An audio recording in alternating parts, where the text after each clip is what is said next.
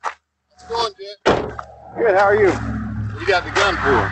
Why I got the gun? What you got the gun for? Because I'm authorized. Alright, well, I'm authorized to Get down on the ground. Get on the ground. Get down on the ground. You're gonna have to shoot me, man.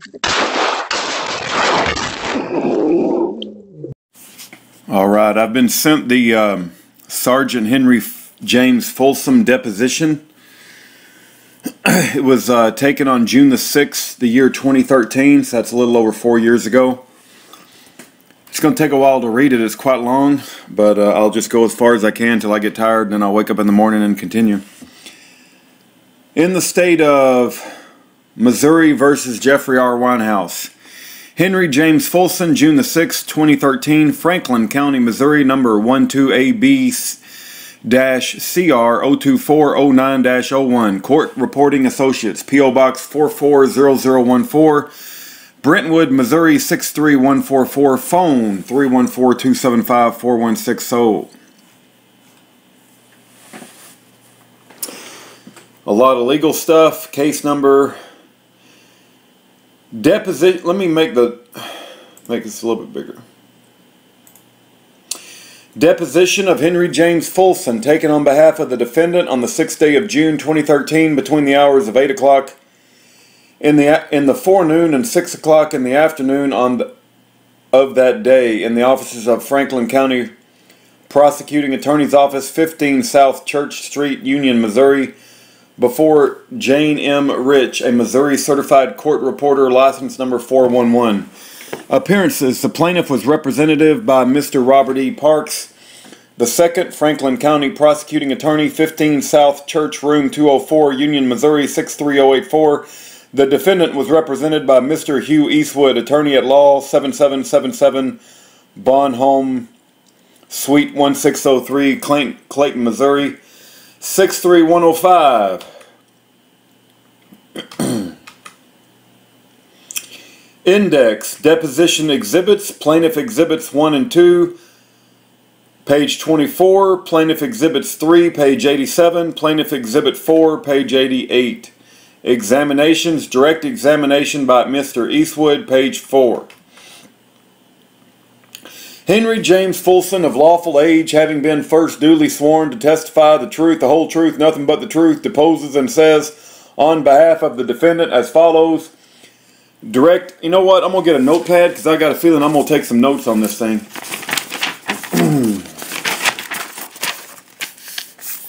Deposes and says on behalf of the defendant as follows. Direct examination, questions by Mr. Eastwood. Question, good morning. We're here on the case of the state of Missouri versus Jeffrey Weinhaus. My name is Hugh Eastwood, and I'm an attorney for the defendant. We're taking the deposition of Sergeant Folsom. Sir, have you been deposed before? A, yes, sir. Answer, yes, sir. Question, so you're familiar with the kind of ground rules? Answer, yes, sir. Question, and it's easier to say yes and no so Jane can get it down rather than shaking your head or nodding or whatnot. Answer, yes sir, whereupon the court reporter's tripod collapsed and the machine hit the floor. Question, so just for the record, we've just been going over the ground rules. We're back on the record now.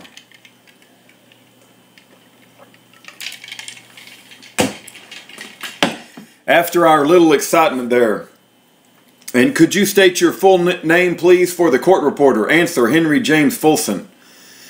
And where are or what troop are you stationed with, sir? Answer, Troop I. Question, where is that? Answer, it's primarily based out of Rolla. Question, how old of a man are you, sir? Answer, I'm 42 years old. Question, okay, and what's your DSN? Answer, my badge number is 557. Question, and what's the highest level of education you have achieved? Answer, I have a college, a bachelor's degree in criminal justice. Question, where is that from? A, answer, Adam Smith University. It's a military extension university when I was in. Question, have you served in the military? Answer, yes sir. Question, what did you serve in? Answer, I served in the United States Army for 7 years. Oh, question, okay, and how long have you been employed by the Missouri State Highway Patrol? Answer, since January 1st, 1997, so 16 plus years. Question, Okay, and what is your current rank or position? Answer, I am a sergeant. Question, okay, how long have you had that rank?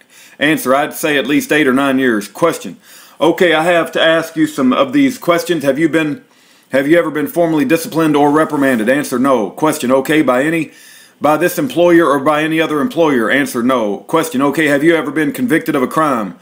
Answer, no, sir. Question, and have you ever been a party to civil litigation? Answer, yes, sir. Question, and can you tell me about that briefly? You don't have to go into details. Answer, in 2001, I was involved in a shooting incident in Marys County, and that resulted in a lawsuit where myself and the other officers present were sued. Question, okay, and what was the outcome of that lawsuit? Answer, it was basically dropped. Question, okay, and do you feel that you are competent and of sound mind and body to testify here today? Answer, yes, sir. Question, okay, what did you review to prepare for today? Answer, I reviewed my reports that I'd written, as well as the videos and some of the audio recordings. Question, when you say the video, do you mean the wristwatch video? Answer, yes, I reviewed the wristwatch video, my reports that I wrote, as well as my audio recorded interview. Question, okay, did you also review the audio that either Jeff Weinhaus or his ex-wife Val recorded? I have seen it, yes. Question, okay, and who did you talk to in order to prepare for today? Answer, I talked to Bob a couple of weeks ago. Question, okay, and then could you briefly describe your training in the use of force at the Missouri State Highway Patrol? Answer, as far as the use of force, you're talking about like a force continuum or... Question, yes, sir, yes, sir. Answer, of course, the use of deadly force. I mean, I received hundreds of hours of training over the years in my military service as well as the Highway Patrol, so you know, each year we qualify with our firearms and we go over the steps involved in deadly force, unarmed self-defense, ASP baton, and other things that can be used. Question, can you tell me about your training in terms of dealing with a suspect who is armed? Answer, I have extensive training in that. I mean, I served in the Army on the SWAT teams and some other things, and I've dealt with numerous unarmed people over my career. On the Highway Patrol, I graduated from Armed Confrontation Class, which is I'm also a firearms instructor. I'm one of the only firearms instructors for the patrol that's in my area that's certified to teach the rifle, shotgun, and the pistol. So as far as encountering people with weapons, I've had that type of training as well, you know. Other training involving domestic disturbances or encountering people with CCW legally carrying the weapon. Question, okay, and how often do you encounter in your experience people who are armed in the course of your duties? Answer, it depends a lot on the situation. Question, okay. Answer, you know, if I'm called out to a violent crime, of course, I'm going to encounter someone that had, well, typically my day-to-day activities. It's pretty rare. Question, does your training teach you to escalate or de-escalate a situation where someone is armed? Answer, it just trains me to assess the situation and react. Question, okay, when you are confronted by someone who is armed, is it your training to try to de-escalate the situation? Answer, if you can. I mean, I guess it depends on what you mean by confronted by someone that's armed. There's a difference between carrying a weapon and someone has a weapon in their hand, or a lot of it depends on actual circumstance. Question, okay, and I guess we're here today in some ways originally because of a complaint made by Judge Kelly Parker about my client Jeff Weinhaus. Did you see the YouTube video that is subject of Judge Parker's complaint? Answer, yes sir, I did. Question, okay, and when did you first see that? Answer, I first saw it was on a Saturday. I have the actual date written in the file, but I first saw it on the day that Judge Parker called me and asked me to look at it. It was on a Saturday. Question, and were you on the law enforcement officer? And were you the law enforcement officer to whom Judge Parker formally made the complaint? Answer, yes. Question, okay, and did you talk to the other people named in the video? For example, did you talk to Lieutenant Satterfield? Answer, yes sir, I did. Question, and do you know why other people in the video did not make a complaint? Answer, I do not know why. Question, okay, and what did you do after receiving this complaint? Answer, after I received the complaint, I reviewed the video. Question, Answer, and then I had a meeting with some people that I work with, the prosecutor and some other people, and where's page 11? Oh, here we go.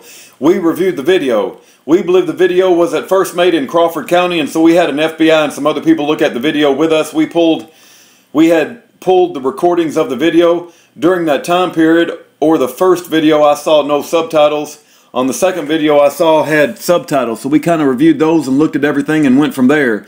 I talked to Sean Satterfield after I talked to Judge Parker, and I talked to Sheriff Randy Martin from Crawford County. Question: who was the prosecutor you met with? Answer: Cam Shea from Crawford County. Question: and how did you figure out the video was not made in Crawford County? Answer: I eventually 100% figured out it wasn't made in Crawford County.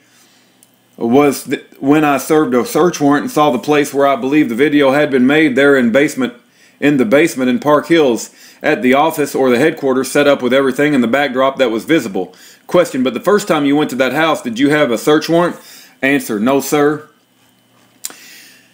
Question: okay, and tell me about how you first came to that house. Answer: first was sent to contact Jeff to find out whether or not he was a danger to himself or others, and was trying to contact him in person. I had gone to a couple places in Crawford County and I could not find them. I had been given a picture of a green Subaru vehicle that he allegedly drove, and that picture was the license plate. Sheriff Randy Martin gave me that picture. I ran that license plate and determined it was registered to a woman who lived in Franklin County, Judy, and so I just thought he might be at the address, so I decided to drive over to Franklin County, and that was how I eventually contacted him at that address. Question: and how is Crawford County normally part of the Troop 1 area? Answer: yeah, Crawford County is, Franklin County is not. Question: okay, and what happened when you say Judy, do you mean Judy Croft? Answer: yes, Croft Weinhaus, or I don't know if it's just Croft, but it's Judy. Question: and what happened when you got to Judy's house the first time? Answer: when I arrived at the house, I knocked on the door, and the person I later determined to be Mr. Weinhaus opened the door and stepped out and talked to me. Question: and what did you talk about? Answer: I introduced myself and my partner Scott Mertens, who was with me, and I basically explained that I came here to talk to him about the YouTube video. Answer: and what did he say to you about the video? Answer: he acknowledged that he had made the video, and we had quite the conversation. We ended up talking about it for about 35 minutes, about his views and the things that he put in the video and why. Question: did you tell him that Judge Parker had made a complaint? Answer: I told him that there were people who were, I don't think I mentioned the judge by name, but I told him there were people who were concerned. Question: did you tell him that he was under arrest? Answer: no, sir. Okay.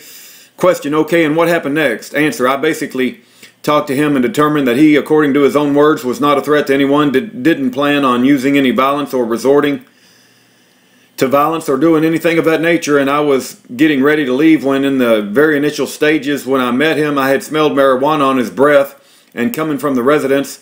So at that point I talked to him about the odor of marijuana that I smelled. Question: so you smelled it on both him and from inside the house? Answer: yes. Question: where were you talking at the time? Answer: when I first noticed it, it was when he opened the front door. I was standing right on the porch. It's a real narrow porch with the staircase leading down, and when he first stepped out of the house, we were almost face to face, like less than a foot apart, when I first noticed the odor of marijuana. Question: and so what did you do next? Answer: I had talked to him and asked him if we could step down from the porch because it was so close quarters, and he agreed, and he led us over to an area next to his house under the carport where we continued our conversation about the video. Question: okay, and do you know who else lives in that house? Answer: his wife Judy, I believe, resides in that home. Question: okay, anyone else to your knowledge? Answer: there may have been one of his children or her children that possibly stayed from time to time, but they were while we were there. Question: okay. Answer: but I did have some information that they possibly stayed there sometimes. Question: and so the end of your conversation, then did you and Jeff just go your separate ways and that was it?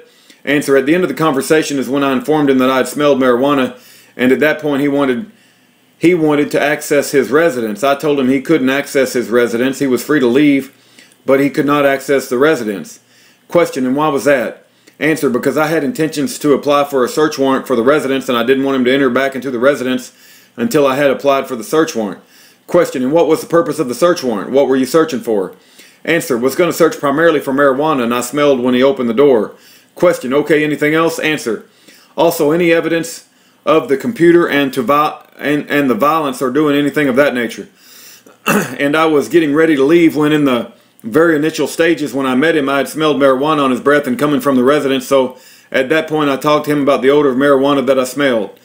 Question: so you smelled it both on him and from inside the house? Answer: yes. Question: were you talking Where were you talking at the time? Answer, when I first noticed it, it was when he opened the front door. I was standing right on the porch. It's a real narrow porch with a staircase leading down, and when he stepped out of the house, we were almost face to face, like less than a foot apart when I first noticed the odor of marijuana. Question, and so what did you do next? Answer, I talked to him and asked him if we could step down. Well, hold on just a second.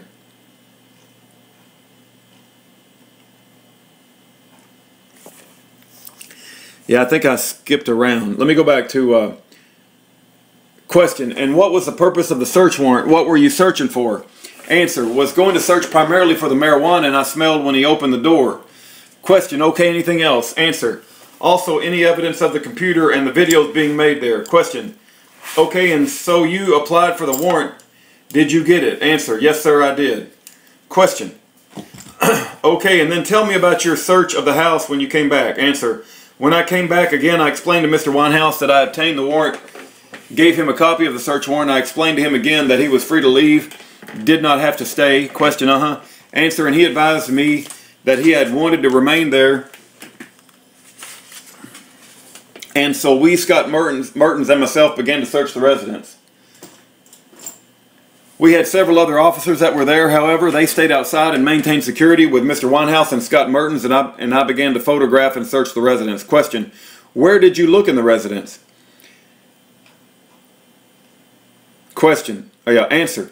We started down in the basement of the residence, and we, upon entering the basement, is when we noticed the backdrop where the video had been made and all the flags and the different signs and things. So we started over in the right corner of the basement and near where the video backdrop was. Question, okay, did you search the whole house? Answer, yes sir, we did search the whole house. Question, okay, did you search for only things that were in plain view, or did you also open drawers? And answer, no, I opened drawers, yes sir. Question, and I want to hand this to you. This is the, just for the record, Mr. Parks and I had a conversation just before we started the deposition about the getting color photographs for the record. I'm handing the witness black and white photographs. I'm also going to show them to him in color on my laptop computer. We're just dealing with a couple of photographs here. Do you recognize this photo, sir? Answer, yes. Question, and what is it? Answer, it's a photo that I took of the dresser drawer in the main residence at the top floor of the Weinhaus residence there. It's in the bed, what I would consider the master bedroom area. Question, do you believe that to be Jeff's bedroom? Answer, Jeff and his wife's, yes. Question, okay, and what is the green object in the middle of the picture? Answer, it appears to be a U.S. military type issue holster. Question, okay, and do you know what weapon is inside the holster? Answer, I believe it is a high point 9mm, but I'm not sure. I later took it out and examined it and took photographs of it, but I believe it was a high point 9mm. Question, was there any kind of criminal or legal problem with the gun to your knowledge? Answer, no sir. Okay. Question, okay, was this gun that was later at the scene of the MFA gas station incident? Answer, I'm not 100% sure on that because I never saw the gun after they seized it, but I was told that it was the same gun. Question, okay. Answer, however, I've never seen any support, other than spoken word. I've never seen whether the serial number on the gun taken from the gas station matched the serial number on this gun. Question, do you find any other guns in the residence that day? Answer, no sir. Question, okay, and this holster here, does it have the ability to clip on either side of the holster? Answer, no sir. Oh, wait. I went to the wrong page. Okay, let's read the question again. Okay, and this holster here, does it have the ability to clip on either side of the holster? Answer, yes sir. It has the ability to clip, but you can also, you see these two black springs there, you can press those in and remove that, and you can rotate it 180 degrees and place the springs on the other side so it becomes ambidextrous. You can change the way the flap goes. It goes left or right. Question, and do you know whose gun this is? Answer, I believe that the gun in that picture matched the receipt that was in the drawer below. There was that purchased by Judy. Question, and did Judy or Jeff or anyone else make a statement to you about whose gun it was? Answer, not that I recall. Question, okay, and what else did you find in the course of your search? Answer, down near the basement, near the back area where the videos had been made, found some various marijuana paraphernalia, some marijuana in drawers, scales, and a little tin containing some pills that was with the marijuana. Question, what type of tin was it? Answer, it was like a Camel, a small tin. Question, it wasn't a drugstore prescription type? Answer, no sir. Question, container? Answer, no sir. Question, okay, did you try to determine whether or not there was a prescription for these pills? I photographed the pills and sent them to the laboratory. Question, okay. Answer, and to determine what they were. Question, okay, and do you know what they were? Answer, morphine. Question, do you know whether Jeff made YouTube videos subsequent to your visit to the house? I'm going to back up, strike that. Did you seize anything else in the course of your search of the house? Answer, I seized some various marijuana that was laying around in bags, like there was some still leaf vegetable type marijuana that was drying in a brown paper bag. Me and my partner seized a big mason jar of what was later determined to be potpourri. Question, but you thought it might? Answer, we thought it might be a controlled substance, you know, K2 or something of that nature. And we also seized some computers and video cameras. Question, okay, and why did you seize the computers and video cameras? Answer, I wanted to see if those computers were the ones, or video cameras were the ones that were used to make the podcast that had been broadcast, as well as see if they contained any other podcasts that might concern threats to government officials or other people. Question, okay, and do you know whether Jeff made additional YouTube videos after your search of the house? Answer, yes he did. Question, and what did he say just generally? I'm going to try, understand you're going to paraphrase, but what types of things did he say? Answer, I saw several videos back in time. There was videos where he, was demanding his computers. There was videos covering his rate of replevin. There were videos concerning him calling my supervisor. There were videos concerning him asking I be fired for stealing his medication. There were videos where he threatened to shoot me in the head, and that he had been 10 years, and that had he been 10 years younger, he would have shot me in the head. There was just a ration of different videos. He made videos in his car and his home after that incident, and were posting new videos every couple of days on his website, The Bulletin Man. Question, did you personally feel threatened by Jeff? Answer, I did not feel personally threatened until he started talking about putting a bullet in my head. At that point, I did feel threatened in a way by him. However, I just didn't initially believe that he was that type of person that could use violence. Question, sure, and did Jeff ever contact you individually? Answer, yes sir, he sent emails to my patrol. I'm required to give him my business card, and so I gave him my business card, and he sent emails to my work address, which I printed out and attached to the report, talking about filing a lawsuit against me and writ of replevin and some other things. Question, okay, when you say the writ of replevin, do you mean this writ application that he has filed with the Missouri Supreme Court? Answer, yes sir. Question, that I understand was denied? Answer, yes. Question, for being improperly filed, Jane, just as a housekeeping matter, the photographs I showed to the witness, let's mark them as Exhibit 1. It's 2 pages of photographs. Mr. Parks has provided color copies. This is Exhibit 2, so this appears to be an email dated September 2nd from Jeffrey Weinhaus to your email address, inviting you to join Google Circles.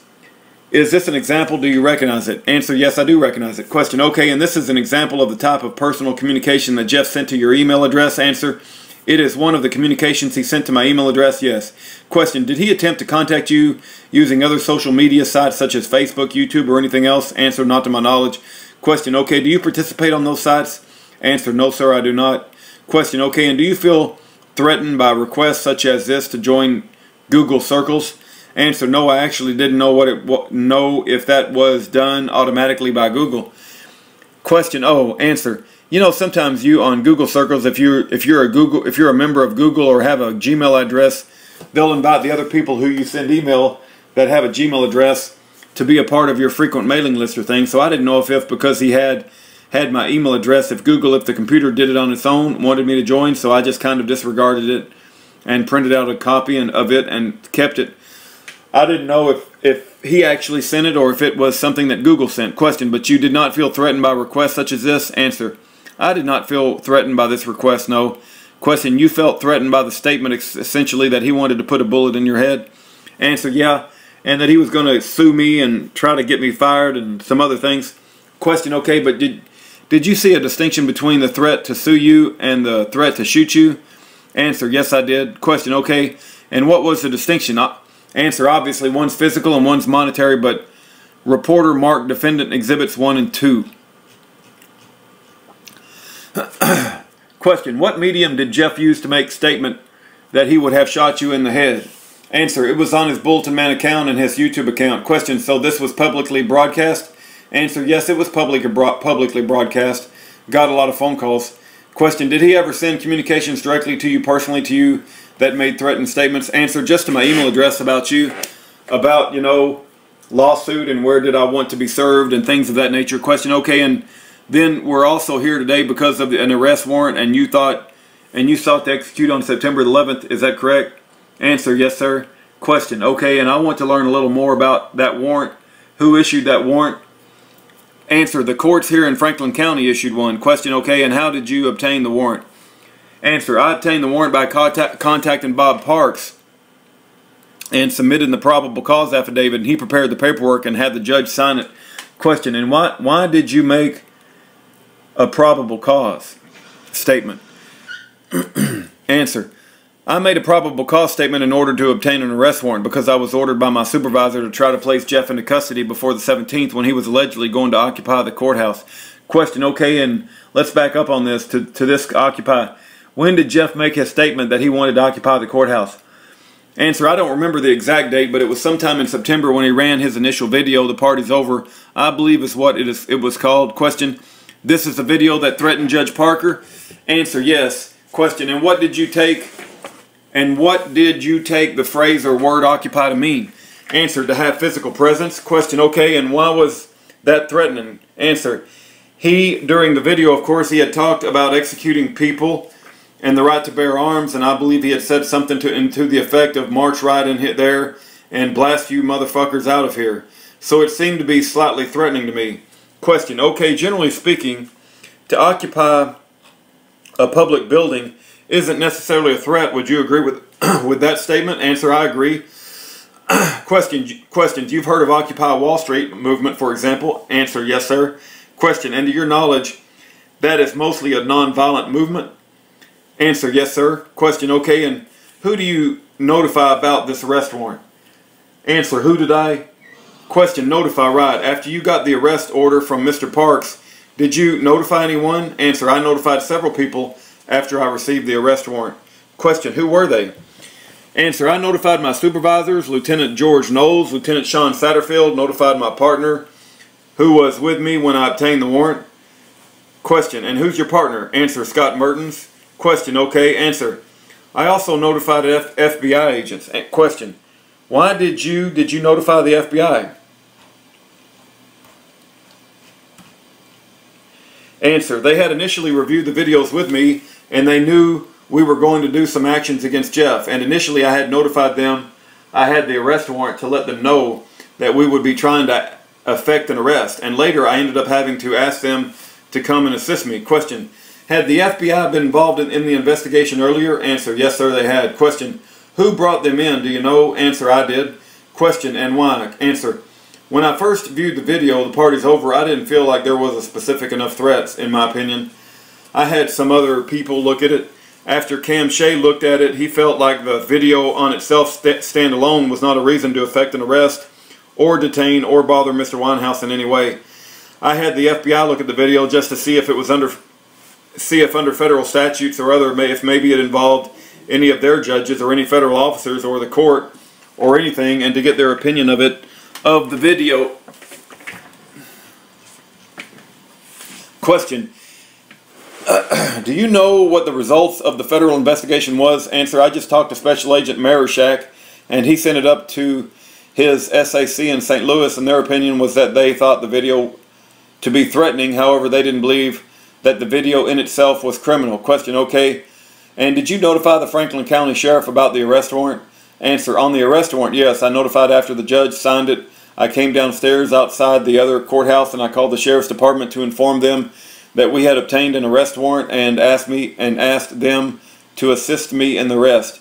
Question, did they assist you in the arrest? Answer, no, they stated they had other calls pending and they were not available to assist me.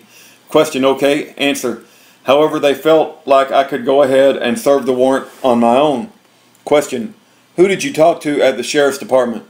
Answer, it was one of their majors. Question, do you remember his name? Answer, I don't remember his name. Question, and then how did you make contact with Jeff too? Answer, I called him on the phone. I called him on his phone.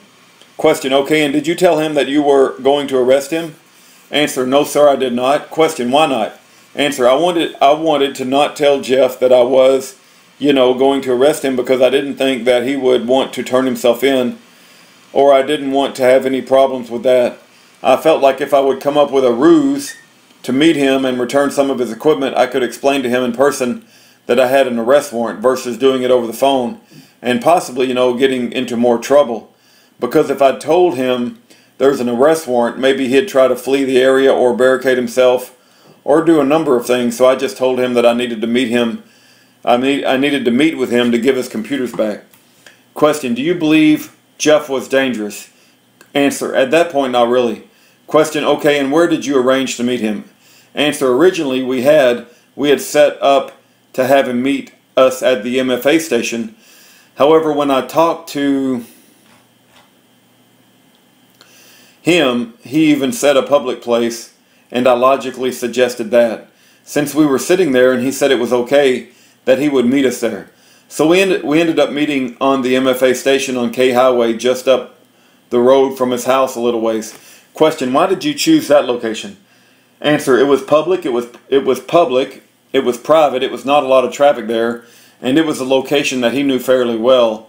It was also tactically one road in and one road out, and I would be able to secure each end of the road with a marked unit, so it provided the best opportunity, and I did not want to return to his house in any way because he'd made a video saying that he was on DEFCON 4 and carrying guns, and I just felt like to go back to his house would spark an incident.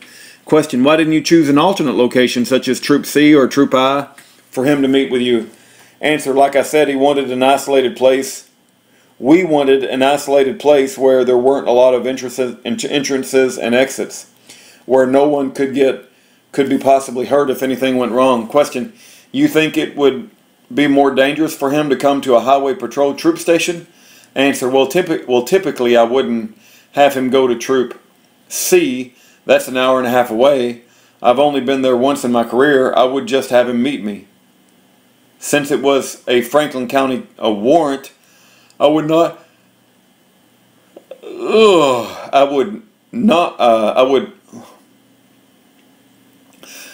normally have the people meet me somewhere in Franklin County and take them down to the department. Question, okay, were you concerned about your safety at the gas station at the MFA station?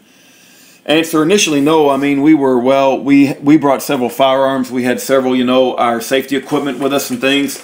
The only thing that concerned me was that day when I spoke to Jeff on the phone, he was agitated, and he hadn't been agitated the times that I'd dealt with him before. He was not happy about things that occurred, but he didn't seem agitated. And that day he seemed agitated. Question, how so? Can you just tell me? When you use the word agitated, what statements or behaviors did he? Answer, just his tone of voice. He was talking real fast. He was real curt, and I don't think he trusted me, and he told me that he didn't trust me, so he was on edge as well. Question, okay, were you concerned about the presence of gas pumps, fuel pumps at this location? Answer, I was not initially because we parked our cars so far away, I thought he would pull up. This gas station kind of has a big parking lot on the left. I mean, where semi-trucks can park, so we parked as far away from the gas pumps as we could get, over right off the main road, just a few feet from the road where he could see our car. And the area where the arrest was going to take place was completely void of any buildings or structures. It was an open gravel parking lot. So I had not considered that it would end up being intertwined amongst the gas pumps. Question, and you mentioned earlier The advantage of Highway K being that you could secure the road on both sides. Answer, yes sir. Question, or the highway on both sides. Did you actually do that with the patrol car? Answer, yes I did. Question, and did you bring backup to the scene, to the MFA station itself? Answer, yes sir, I was accompanied by my partner as well as 2 FBI agents. Question, and what was the role of the FBI agents? Answer, my partner and I were going to, of course, we positioned ourselves in the parking lot in a high place of visibility. We were going to contact Jeff to explain to him that we had the arrest warrant, take him into custody. The FBI guys were kind of covert. Their vehicle was plain, it was unmarked. They were there to assist us if we needed to assist to make the arrest, or perhaps dealing with other persons that might have shown up. But they weren't present and up with us. But they weren't not present and up with us. They were more blended into the store environment. Question, okay, where were they? Answer, they were parked on the other side of the store. Question, okay. Answer, you know, the other side of the parking lot. I guess if you want to say, acting like they were store patrons. Question, how far away was that? Answer, probably about 60 to 70 yards. Question, okay, and was there a view of you obstructed or unobstructed?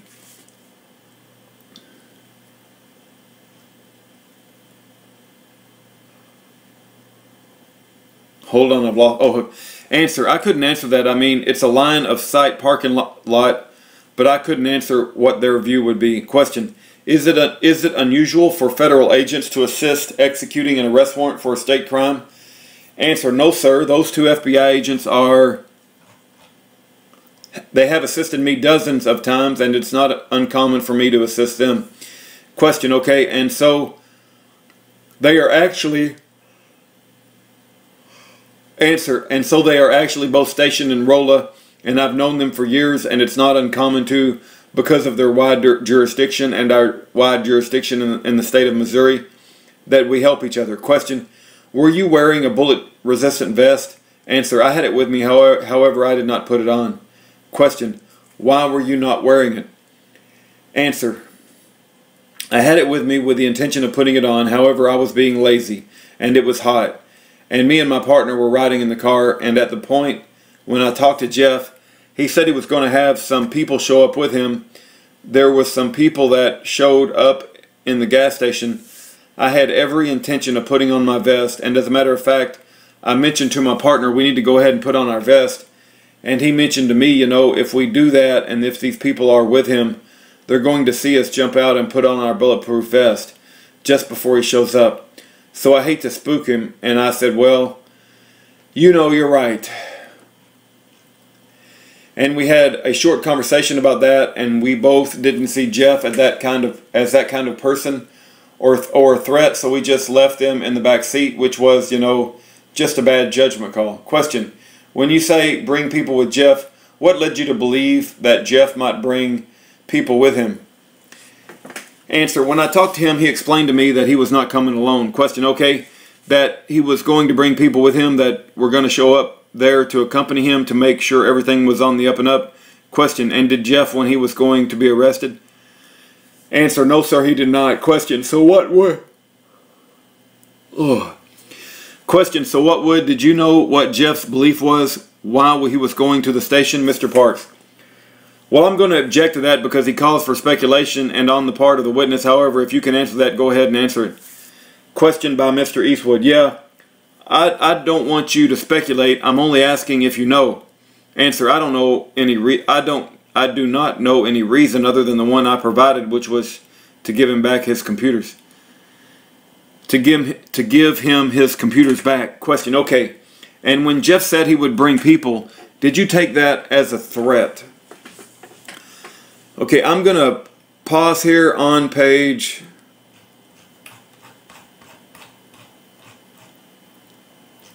37. We're going to stop at the page. So sorry for yawning. I got to fall asleep. It's getting too late. Stopping at the top of page 37. Alright, we're going to continue with the top of page 37.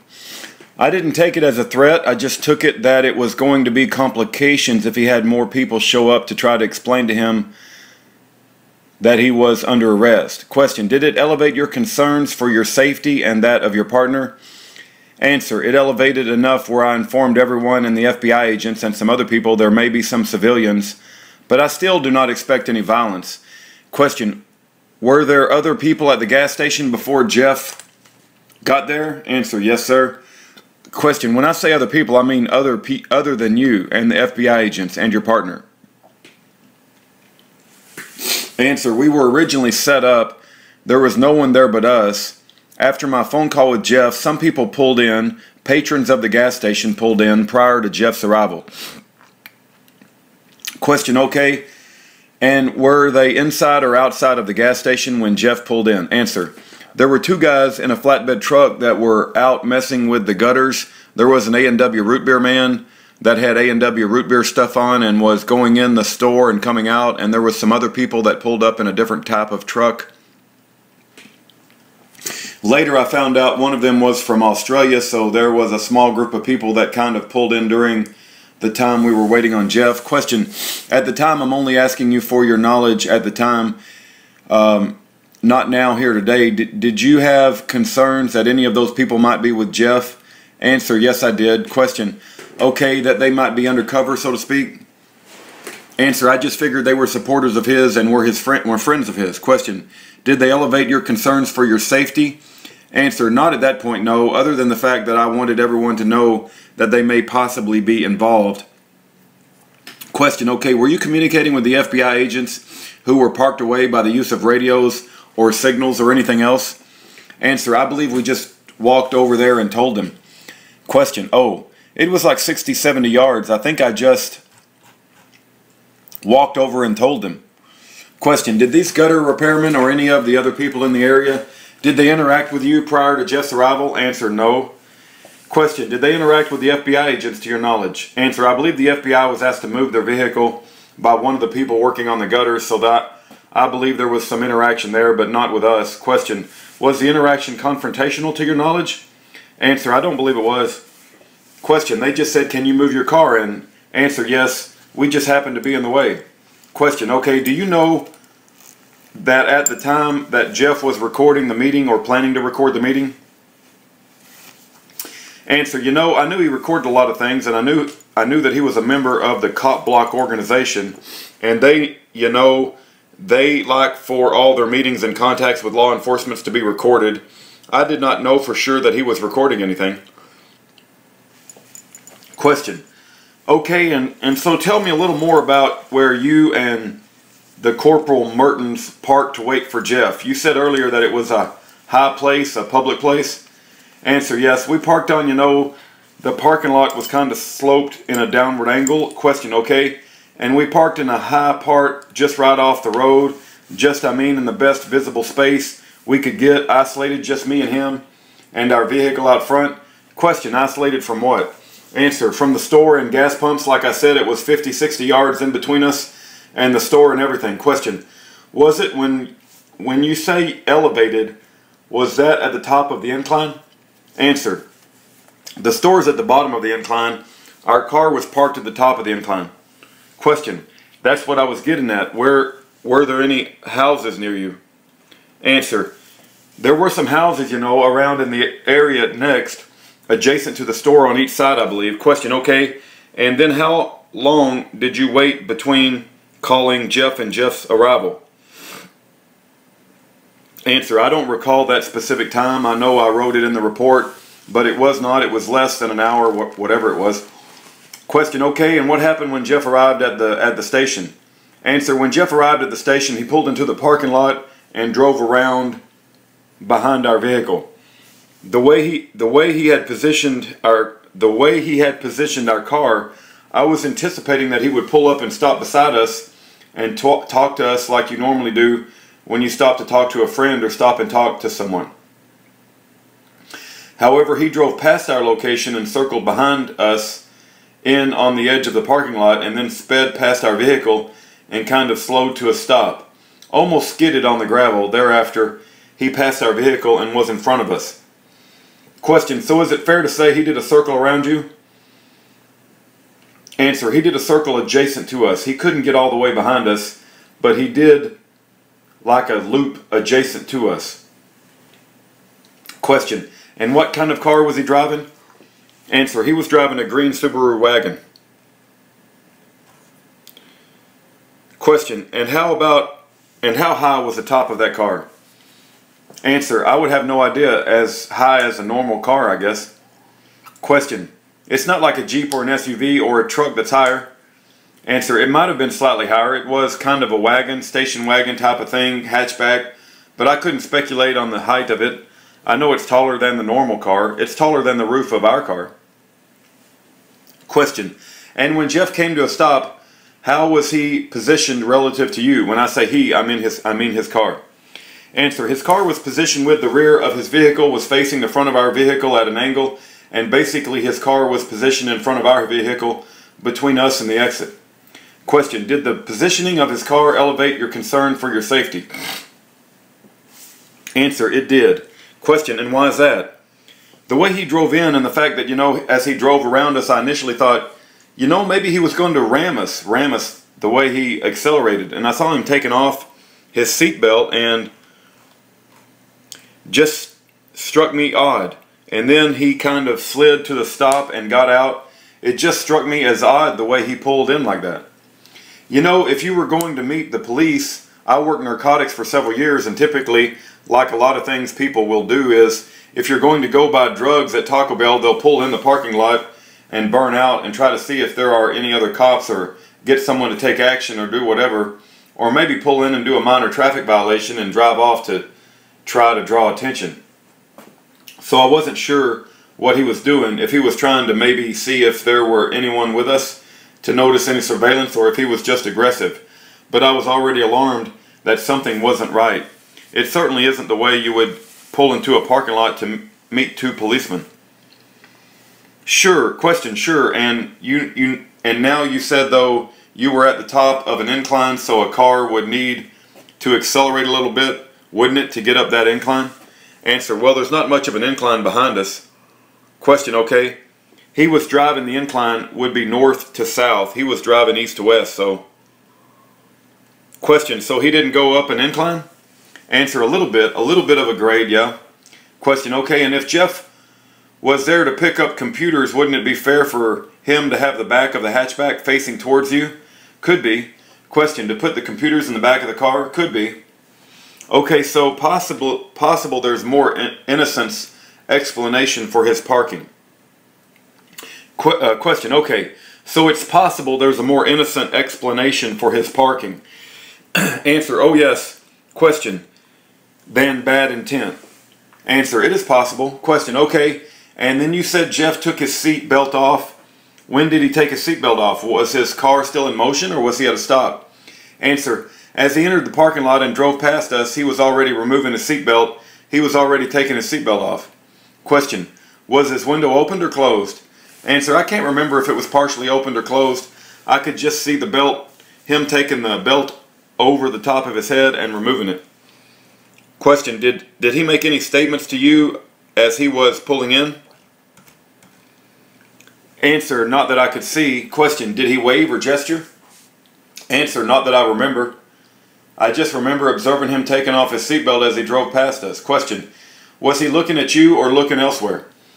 Answer, he was fixed right on our car. Appeared to me he was looking at us. Question, did he look at the gas station? Answer, I don't know if he did or he didn't. I just know how he looked at me. Question, do you know if he looked at the FBI agents? Answer, I do not know. Question, and then what happened next? Answer, once he came to a stop, he exited the door of his car and we exited our door. I kind of noticed he was already standing up before we even got out of the cars. He was standing up, and in my law enforcement training I was always taught to beat the person out of the car on a traffic stop. If a person is out of their car before you're out of your car, they may possibly have bad intentions, so I found it peculiar that he was already out of the car waiting on us. And I had some papers in my hand, and I had been discussing with my partner about how we were going to do it prior to the arrival. And my goal was to tell him that we had some papers for him to sign. I was going to give him back his computer equipment. Then we were going to kind of explain to him that we had the arrest warrant. By then the FBI guys would be there, and we'd kind of to have him in a perimeter outnumbered 4-1. As I started walking towards the car, this was all running through my mind, and I looked up and he was just standing there staring at me. Question, he was out of the car? Answer, yes. Question, standing up and staring at you? Answer, yes. Question, and there was anything about his behavior that elevated your concern for your safety? Answer, I just knew that I was trying to engage him in conversation, and I was walking towards the vehicle and he never moved. Question, and what type of and how long was he standing there not moving? Answer, a few seconds. Question, how long would you say, like 3 seconds, 10 seconds? Answer, I couldn't tell you. It was just enough time for me to notice that that me and Corporal Mertens were moving, and he had never moved from the location where he exited the vehicle. Question, did you say anything to Jeff? Yeah, I talked to him. Okay, what did you say? I can't recall in the beginning what I said. I know I've seen the recording, but I thought before I got close enough that I had mentioned something about the papers, or maybe he just didn't hear me, and it was at that point that when I said hello to him or did some kind of greeting, and he answered me back, but I don't remember the exact words. If I could look at the report, I could remember. I know we exchanged words in the beginning. Question, were they pleasantries? Answer, at first, yes. Question, okay, and as part of your training, are you taught to use conversation as a way of de-escalating a potentially dangerous situation? Answer, yes, sir. Question, okay, and what was that you were doing in this instance? Answer, I was just attempting to engage him in conversation to distract him long enough for the other officers to move in on the perimeter. Question, okay, and what did Jeff say to you? Do you recall? Answer, I don't recall from memory exactly what he said. I'd like to reference the report if I can. Question, okay, we'll get to that in a minute. And what was the tone and cadence of your speech? Answer, I was trying to be mellow, you know, non-threatening. Question, Answer, as best as I could in the beginning. Question, and do you recall generally speaking the tone and cadence of Jeff's speech? Answer, I know it was quick, but I don't remember much other, you know, with the brief comment we had. And then I noticed the gun. Question, and then what happened next? You noticed the gun. Well, first of all, let's back up a bit. Where was the gun? Answer, the gun was positioned, if we're backing up a bit, when he didn't advance prior to that. Scott Mertens, my partner, he actually works for me, but I call him a partner. He was in front of me.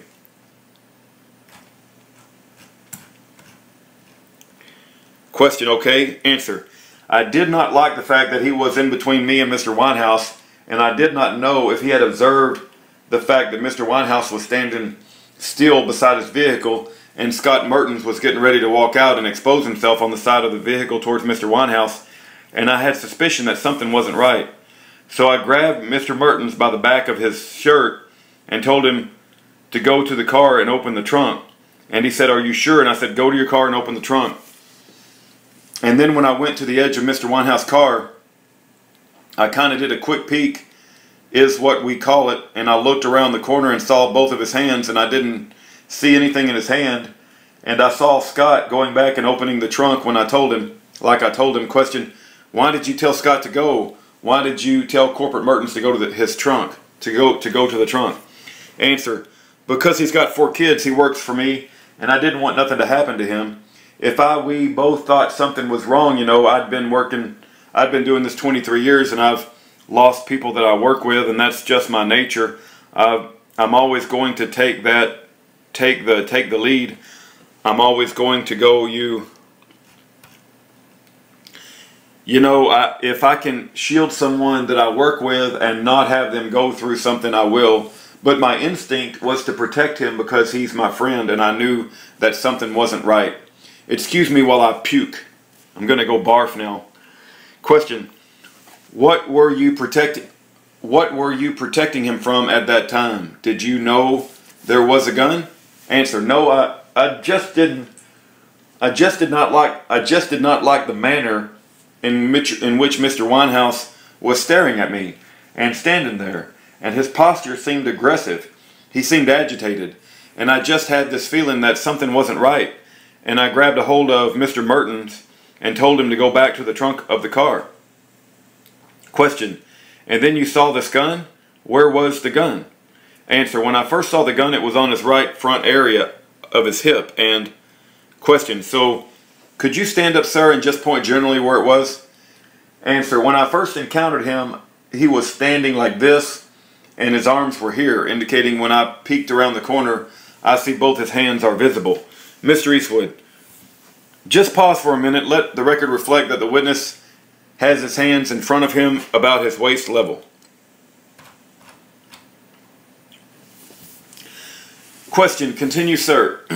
Answer, his left foot was forward of his right foot. He was at an angle, what we call bladed.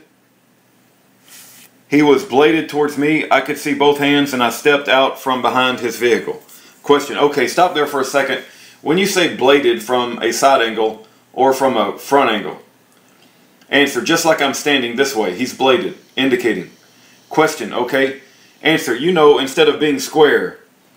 Question, Answer, you know, we call this a bladed stance. Question, he has one foot forward of the other at a slight angle. Answer, yes. Question, the left foot in front of the right.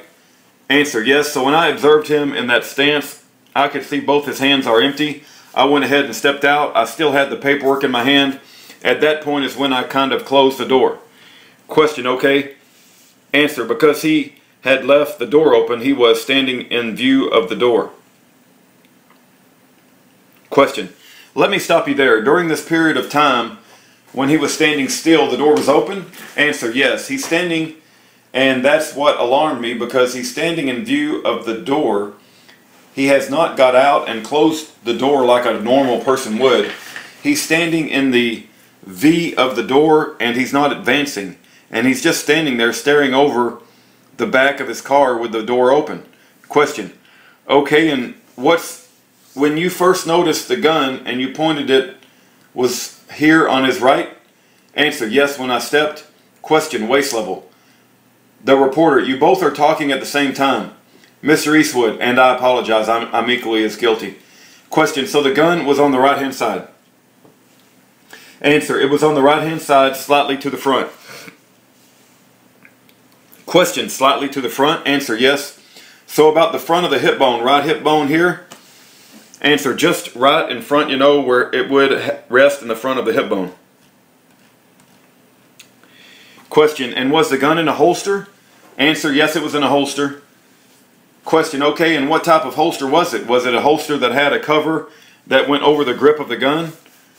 Answer, it was in a holster identical to the one he showed me in Exhibit 1, the green military style holster. Question, and was the flap of the holster over the gun? Answer, yes it was, and it was secured. Question, and which way was the grip of the gun or the butt of the gun facing, forwards or backwards?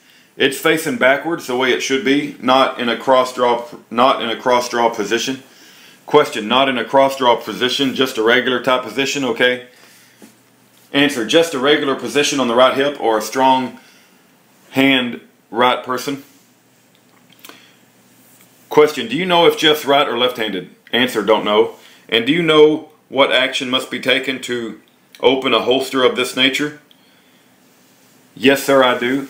Okay, and what action is that, generally speaking? Answer, on the holster, if it's in condition, it can be altered, but the holster at the bottom of the flap, there's a tab with a metal ring, and a person has to grab onto that, pull that straight down until a bar that's inside the top of the flap releases. Once or in the bottom of the flap until the bar clears the plastic housing. Then once you have that pulled straight down, so the first thing you have to do is grab a hold of this holster and the tab on that side of it and yank it straight down.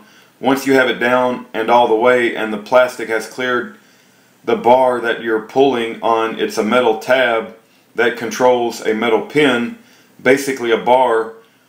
Once you have that down all the way, then you have to lift the flap all the way up, and a lot of people will tuck the flap in, or at least lift the flap all the way up and then release it and come back inside to get your hand grip. You cannot grip the gun on the stock or the butt and release the flap at the same time. you have to use your strong arm to undo the flap. Question, so if you're a left-handed person, it would be difficult to remove the gun on a right-handed side of your body that was holstered in such a way. Is that a fair statement? Answer, I wouldn't say so. I'm a left-handed, and I mean, I carried the exact same holster. I carried that exact holster, and I can remove it left or right-handed. You just have to know how to operate the holster. Question, but it does require some strength and a downward force and then an upward force just to open the holster.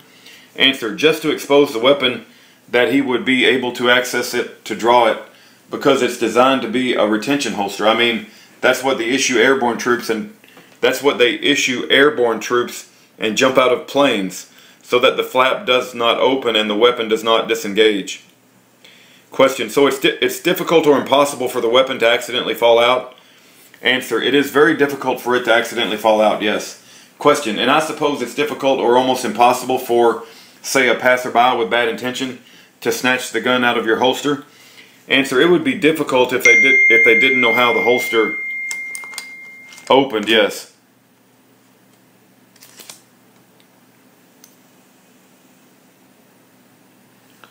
Hold on. Question, okay, and let's go back to the situation here. You saw the gun, what happened next? Answer, I said something to the effect of, Jeff, what are you doing with that gun? Question, and what did he say? Answer, he said something to the effect to me of, what are you doing with your gun? Question, how did you take that statement? Answer, I just took it with being a smart aleck. You know, I knew Jeff was, question, like a kid almost? Answer, no, not like a kid, like a smartass, like a jerk. I mean, I'm not going to throw punches like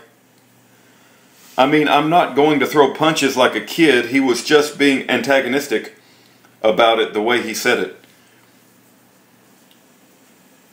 Question, it was an obnoxious comment? Answer, yes. Question, do you feel it was a threatening comment? Answer, not particularly. I know that he's a big Fourth Amendment, First Amendment type person, and that he believes the right to carry and everything. And you know, I knew what the statement meant. You know, I have a gun the same as you do. Question, in your experience as a trooper, do you encounter a lot? Do you encounter a significant number of civilians who carry firearms legally? Answer, I have, yes. Question, and some of them are Second Amendment gun right types. Answer, yes, some of them are, you know. Question, and they're not intentionally threatening just because they're carrying a firearm? Answer, no, not at all. Question, okay, and then what happened next? So you asked Jeff why he was carrying a firearm. Jeff kind of made this obnoxious smart aleck response to you, and then what happened next? Answer, at that point when I asked him the question, I was trying to alert everyone that he had a gun without screaming out gun. So I had asked him the question. At the same time I asked him the question, I was getting my gun out of my holster and into the low, what you call the low ready position. Question, could you stand up please and just show me what a low ready position generally looks like?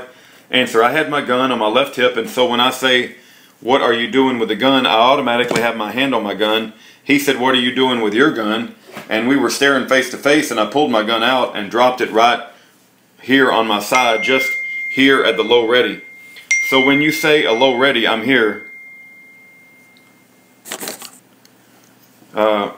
Question, let the record reflect that your hand is at about your waist level. Answer, yeah. Question, just about the front of your left hip bone. And where was the gun pointing? My phone is going off like crazy. Answer, the gun's pointing at the ground. Question, okay, and thank you, and what happened next? Answer, at that point I've drawn my weapon. I'm in the low ready position. I ordered. He said, what are you doing with your gun? When I drew my weapon and got it in the low ready, I just pointing to the ground. I had dropped those papers that I had in my hand right about the same time. I went to pull my gun and put it at the low ready. I dropped those papers and started pointing at the ground with my right hand and issuing Jeff a verbal command to get down on the ground. Question, and why did you issue the command to get down on the ground? Answer, because when I dropped at the same time simultaneously, even though at just a few seconds, when I'm dropping the papers and trying to get my gun out, and he's answering me back and says, "What are you doing with your gun?" He's now trying to open the flap on his gun. He's now reaching. Trying to find the right page number. He's now reaching. Question. That's a new action, right? Answer. He's now reaching and trying to open the flap on his gun, and of course simultaneously I'm positioning my gun at the low ready. Question. This is with his right hand that he's trying to. Answer. Yes. Was he pulling down? Answer. He had pulled down, completely down, and turned the flap loose. Question. And did he pull up? Answer. Yes. Question. Okay. And his hand at that point, his hand was now resting completely on the question. Grip. Answer. The grip of the pistol with the flap over the top of his hand. Question. And what was his left hand doing? I don't remember. I remember at some point he was standing like this. Question. Okay. So we have to go slow here because of the record. So his hands were in front of him about his waist level. Answer. His hands were in front of him about waist level. Question. Okay. Answer. And I said, "What are you doing with your gun?" He said, "What are you doing with your gun?" When I came to the low ready, he pushed this down, pulled this down, and let it go. Question. So just pause there. So his right hand went to his waist, to where the holster was on his right waist level. Okay. And then answer. And his left hand was just kind of, just right there indicating. And then as he put his hand on the gun here, it was just a few tenths of a second later when I said, "Get on the ground again," or whatever. And he said, "You're going to have to shoot me." And it was at that point when he started to pull the gun out and almost what we call marrying up the grip, meaning the hand started this hand, meaning that hand started this hand to come across, to go over and assist. Question. So the left hand came over? Answer. Yes, like when I drew my gun. Normally if I draw my gun, I'm left-handed. I'm going to draw here and I'm going to meet here and come up and assist. Question. Basically, because ideally to use a weapon, it's better to have two hands on the grip of the gun. Okay, I'm going to stop at the top of page 61 and I'll take a break and come back later. Alright, we're at the top of page 61. I'm going to go back to the question that was asked. Question. Basically, ideally, to use a weapon, it's better to have two hands on the grip of the gun. Answer. Yes. And so Jeff's left hand sort of swept across his waist. Answer. It's starting to go, question, across his waist level to go and join up with his right hand. Answer. Yeah, to assist him in removing the gun from the holster. Question. And do you recall whether he got the gun out of the holster or not, or partially out of the holster, or? Answer. I watched the gun come out. I watched the entire handle clear, the trigger guard clear, and I could see where the barrel was. I could see air between. I could see down the holster. We were very close. I could see down the holster, and I could see that the gun was maybe, an inch from being able to rotate forward and be aimed, but I could see the gun. The gun had physically come out, I'd say about 5 inches up, and had not started to break the plane and come forward when I fired my first round. Question. And how far? You said you were very close. Approximately how many feet? Answer. I'd say 7. Question. Okay, or less even? Answer. Could be less. I was moving. Question. Sure. Were you moving forward, backwards, or to the side? Answer. Like I said, there's a lot going on at that time period when Jeff first started manipulating the holster and I was at the low ready. That was the first time that I anticipated that I actually might have to use deadly force and I may have to actually shoot him. Question. Answer. And I looked behind me and all I could see was a big huge cage full of propane tanks, gas pumps, and people standing there. And I was kind of moved at that point, moved back closer to his vehicle to use his vehicle for cover.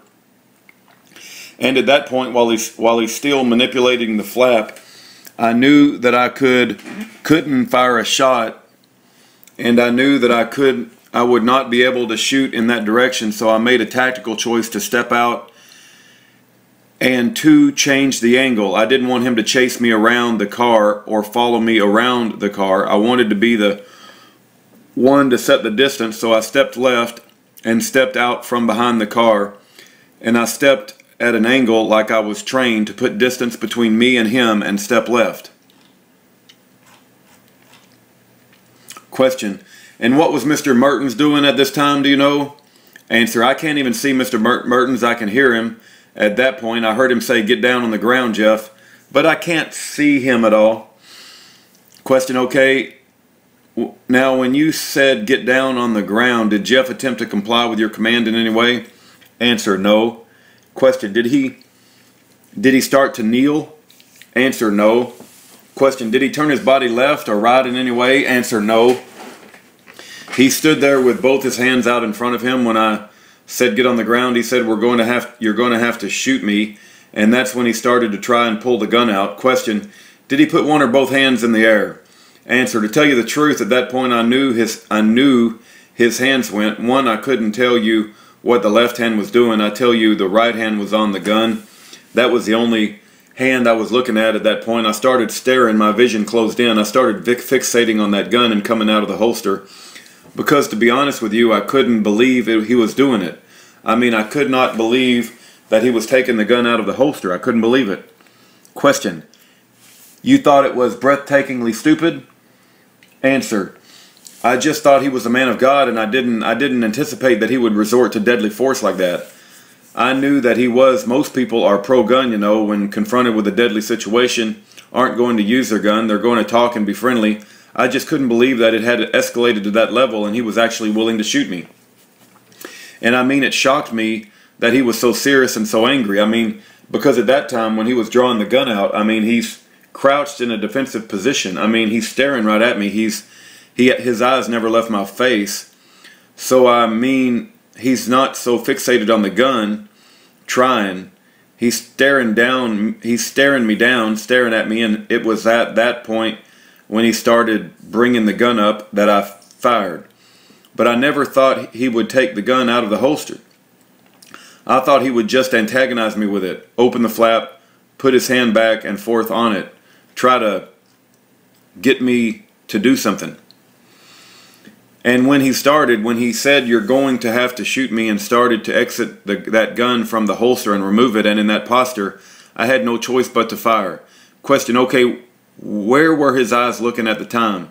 Answer, they're staring right at my face. Question, was he looking at Mr. Mertens? Answer, he was staring right at me. Question, and were you looking more at his face or at his hands? Answer, I was looking more at his hands, you know, until I fired the first round. Question, okay, and you said Jeff said you're going to have to shoot me? Answer, yeah, and are you sure that's what he said? Answer, I'm relatively sure. I mean, it's recorded, I've heard it. Question, sure, could he have said you don't have to shoot me? Answer, no, that didn't happen. Question, okay, and then how many shots did you discharge in your weapon? Answer, at that point when I fired my weapon, you know, the totality of the circumstances hit me at the point that when I actually saw that he had showed up armed and was actually drawing the gun out of the holster, I didn't know if those other people were involved. And to be honest, I was already looking past him and trying to scan and see if there were any more people back there that were threats. And when I first pulled out my gun out, I fired 2 in the chest. I saw both of them hit. He had on a lime green shirt. I saw both rounds hit. And on the way up, I fired one to his head, and I saw it hit his head.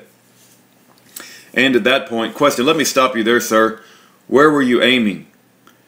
Answer, just his chest and his head. I purposely fired 2 in his chest and 1 to the head. Question, and where does your training teach you to aim? Answer, to engage a person threatening like that with multiple shots to the chest or head. Question, cardiothoracic or the brain? Answer, yes. Question, and do you recall how many shots I asked you that, but we were sort of talking through that before I cut you off. Answer, I fired 2 to the chest and 1 to the head, and I immediately scanned left, and I knew that I had eliminated him as a threat. I saw his eyes roll up in his head, and it was just the whites of his eyes were showing. Question, this was when he hit when he was on the ground or when he was still up? Answer, no, he was standing up. It's not like in the movies when you get shot, he just stood there. I mean, he didn't go flying back or do anything. When those first 2 rounds hit him, he was just standing there, almost like he was in amazement. I saw his eyes roll up in his head. Question, did his body spin or turn? Answer, not yet. It had started to. All right, that's actually Jeff Weinhaus. I'm going to pause and we'll finish. All right, we're going to pick back up.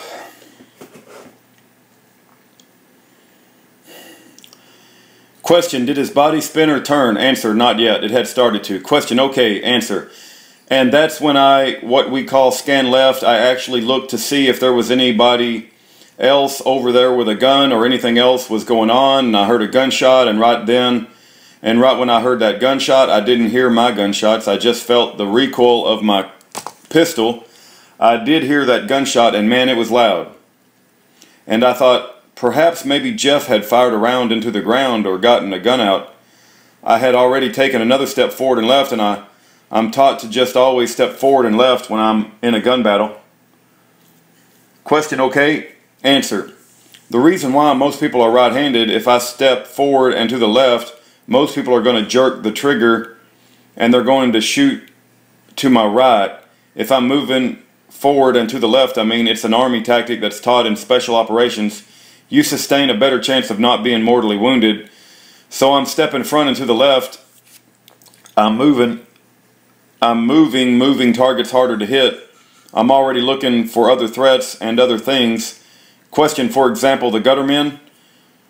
Answer, yes. And I still see Jeff's got his hand on the gun, and I heard the gunshot go off and he started to rotate. And right when he started to rotate, I just chose my sight and went back on his head. I squeezed the trigger again, and he was already starting to rotate and fall. He fell, and when he fell, I mean he fell violently. I mean he collapsed on his face and just piled up. Question, when you say rotate, rotate to his right or his left? His right or his left? Answer, his. Question, if you want to stand up and kind of show me. Answer, I was over here and he started to rotate like this, and then he ended up going down face forward, just down in the question. Just let the record reflect that the witness turned left to the counterclockwise fashion in terms of in demonstrating how the defendant fell to the ground. Question, what happened to the gun, Jeff's gun? Answer, when he fell to the ground, he fell to his awkward position. His face was just buried in the gravel, and his butt was kind of arched in the air, and both his hands were underneath him.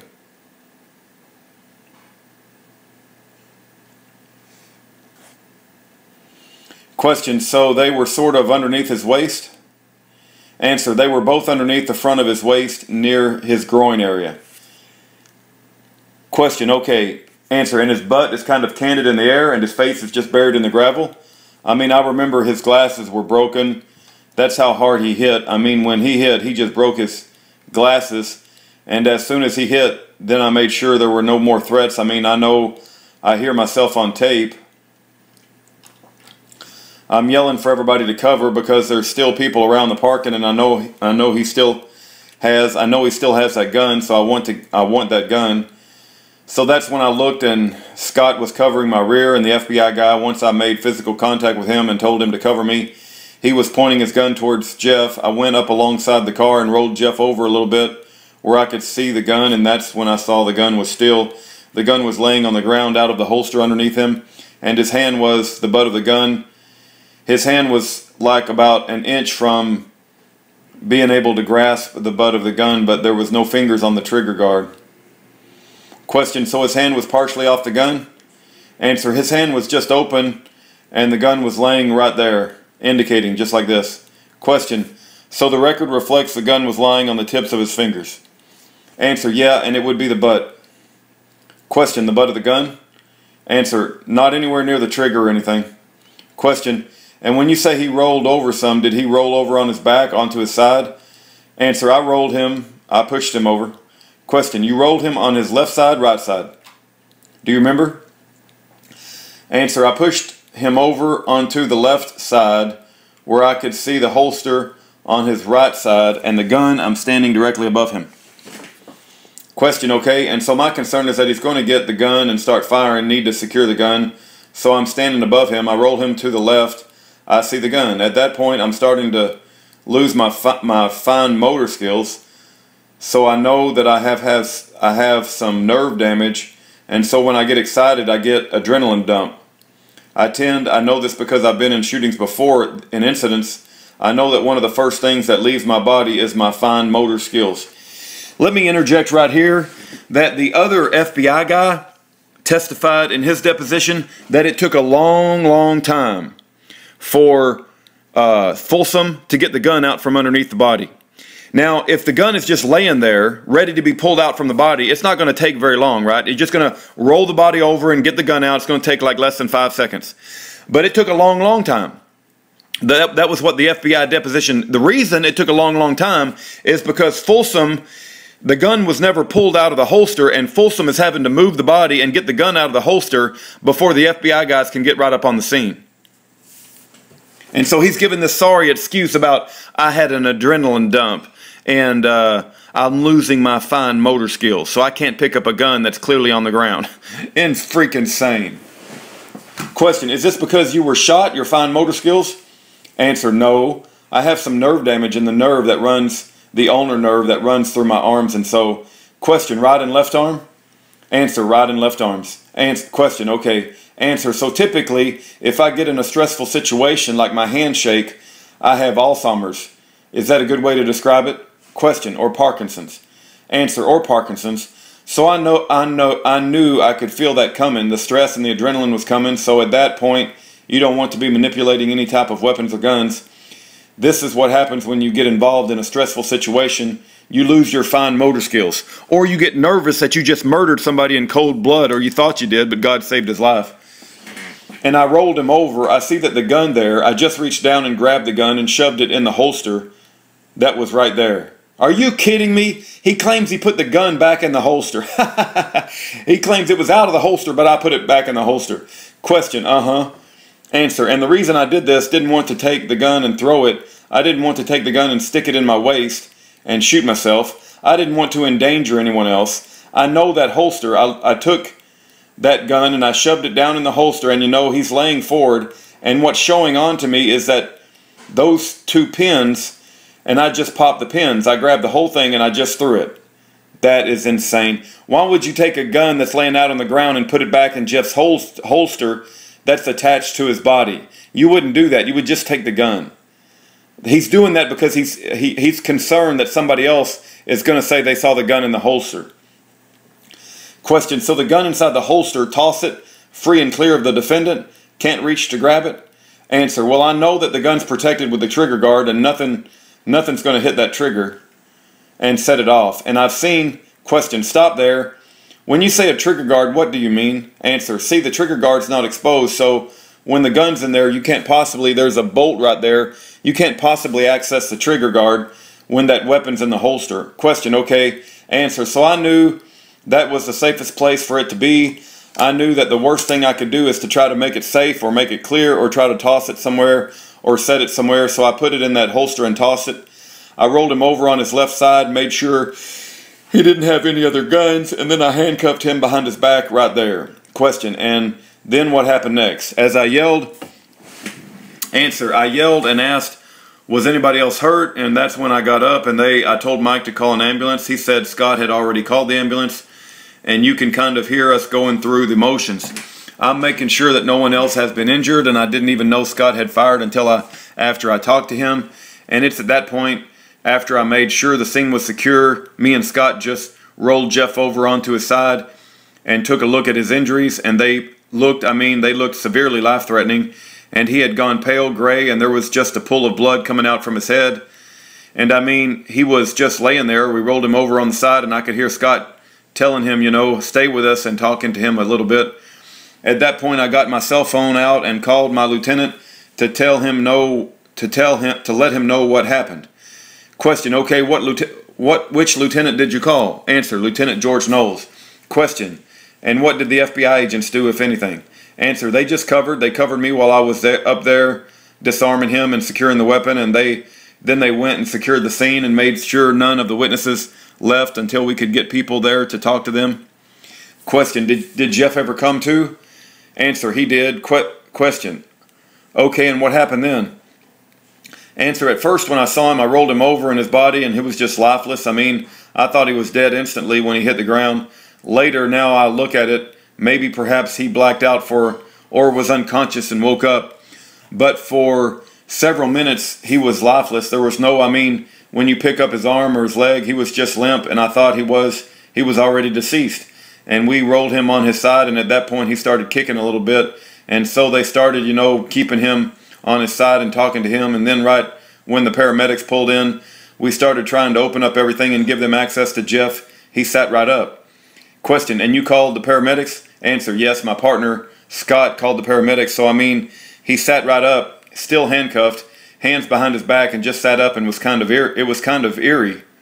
Question, wow. And do you know, you said earlier you sort of weren't aware of your partner during the actual shooting itself. Is that a fair statement? Answer, that is, yes sir. Question, okay, and so were you aware of whether or not your partner discharged his weapon? Answer, not until I asked him. I had to ask him. He had to look. Question, were you aware of whether or not he shot, how many bullets he shot? Answer, I don't think he was aware, and I wasn't aware that he had fired any, so he had to look. You know, like I said, I couldn't see him. I heard a gunshot, but I didn't know who fired it, and I didn't know that he had even shot. Question, and then who investigated the shooting? Answer, of course we were Troop I, DDCC, and we are in Troop C.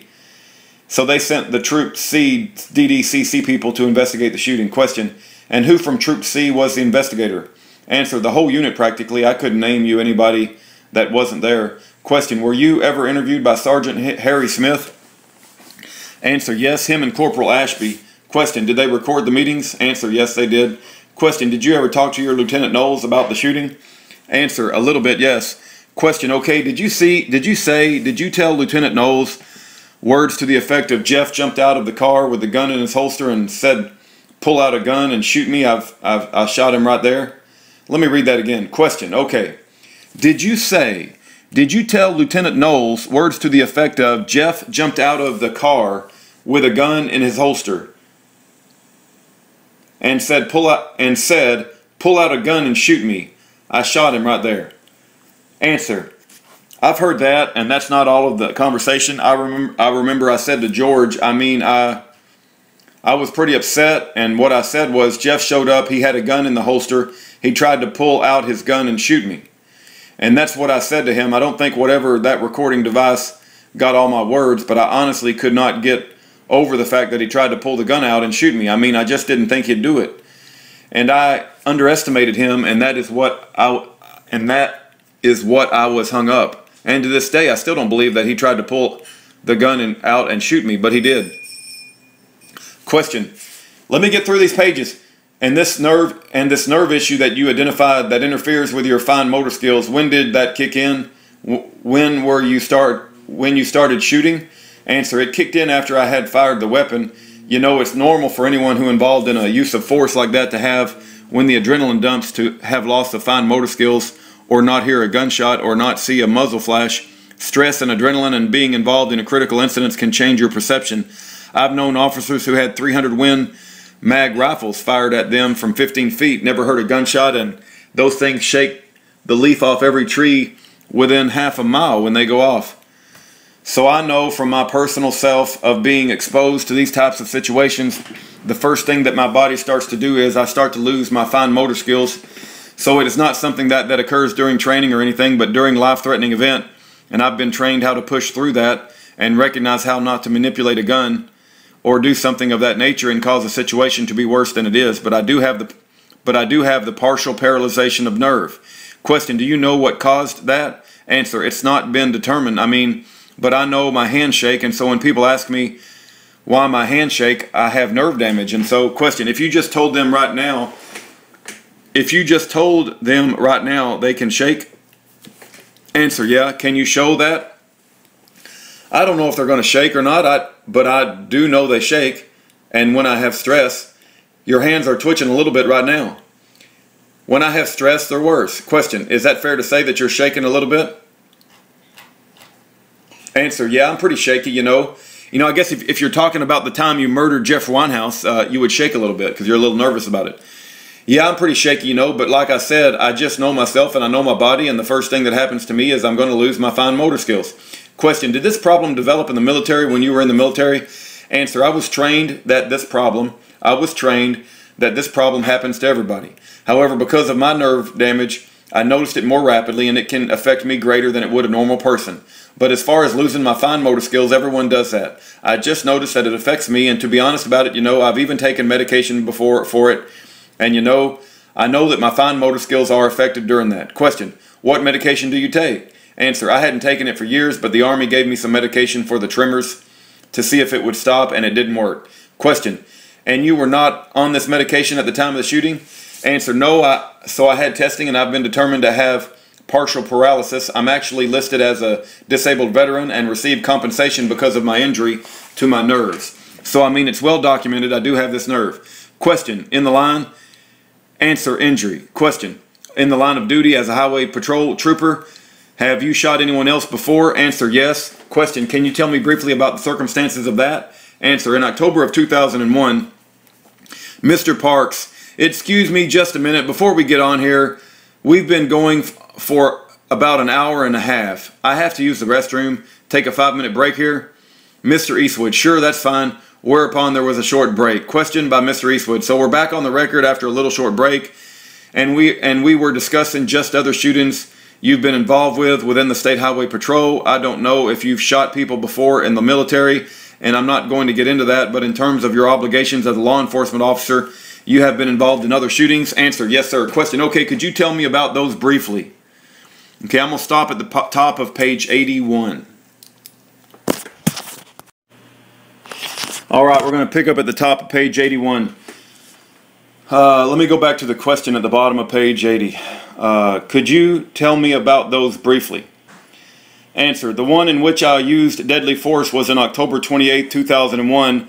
I was serving in Phelps and Maurice County Zone, which is in Rolla and Vienna area, and I was on patrol. My zone was, we received a call of a man who had his family hostage, was armed with a gun, and was threatening to kill his family, his wife and kids.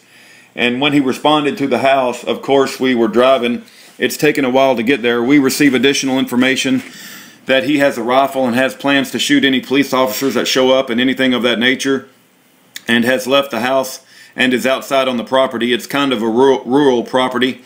Myself and my corporal at the time, Corporal Davis, pulled up, and we went to the front, made our way to the front door of the house, knocked on the door, where we contacted the wife and the 2 children.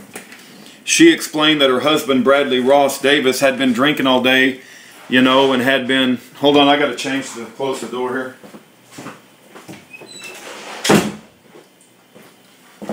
Okay.